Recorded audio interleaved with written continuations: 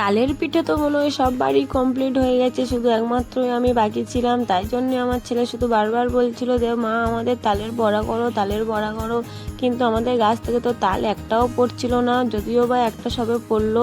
সে এতই কাঁচা যে তার সারানোই যাচ্ছিল না, কিন্তু কিছু করার নেই, ছেলের আবদার তো মেটাতেই হবে।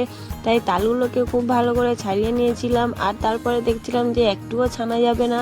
তার জন্যে সেই মনে পড়লো ছোটোবেলায় মা তো সেই জল দিয়ে চটকে চটকে মেখে নিত, ঠিক সেই রকমভাবে জল দিয়ে নরম করে চটকে মেখে নিয়েছি। তারপর একটা ঝুড়ির ওপরে তালটা ছানার জন্য রেডি করছিলাম, কিন্তু সে কিছুতেই তালে নথ পড়ছিল না। তার জন্য আবার সোজাভাবে বসিয়ে একটা গামলার ওপর ছানছিলাম, তারপরে ভালো তালের নথ পড়েছিল। এদিকে দেখো সব তাল ছানা কমপ্লিট হয়ে গেছে। এবার একটা গামলিতে দেখাচ্ছি তোমাদের কতটা হয়েছে।